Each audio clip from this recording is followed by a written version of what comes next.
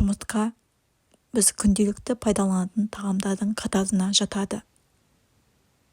Жұмыртқаның пайдалы жақтарымен қатар зиянды жақтары да бар.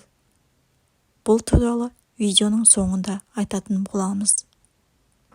Таңғы ас кезінде бір жұмыртқамен ғана тамақтанатын болсаңыз, иммунитетіңіз күшейіп, ағзаңыз бактериялармен белсенді күресе бастайды.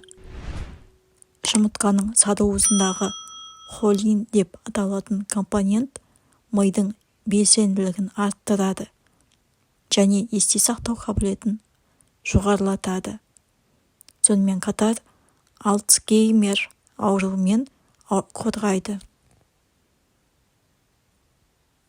Ол спортшылардың мәзірінде міндетті түрде кездеседі. Өйткені бір жұмыртқада ақуыздың тәуліктік нормасының 15% бар. Бір тауық жұмыртқасы 70 калориядан тұрады. Сондықтан аздық салмақтан құтылу үшін қолдануға болады. Бұл тағам көзге өте пайдалы. Оның құрамында зиянды ультракүлгін сәулелерден қорғайтын антиоксиданттары бар. Сондай-ақ ол катаракта ауруынан сақтайды.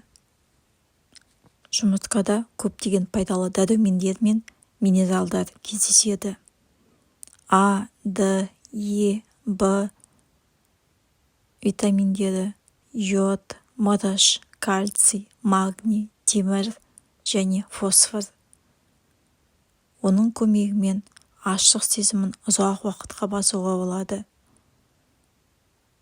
Фолий қышқылы жүректің қалыпты жұмыс істеуіне және жүктілік кезінде ұрықтың дұрыс дамуына көмегін тигізеді.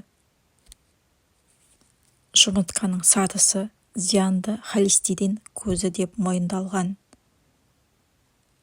Сондықтан адамдарға күніне әрі кеткенде 2 тауық жұмыртқасын жеуге кеңес беріледі.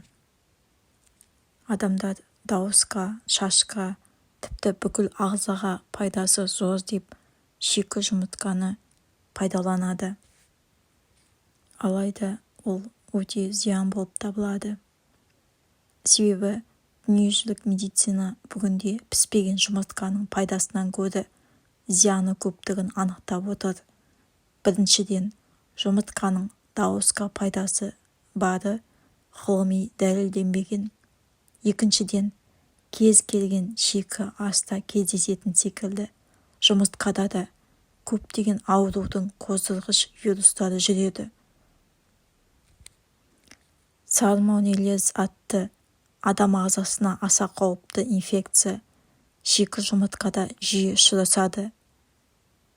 Жұмыртқаны пісіріп жегеннің өзінде де оның белгілі бір мөлшерінен артығы ағзаға зиян болып табылады.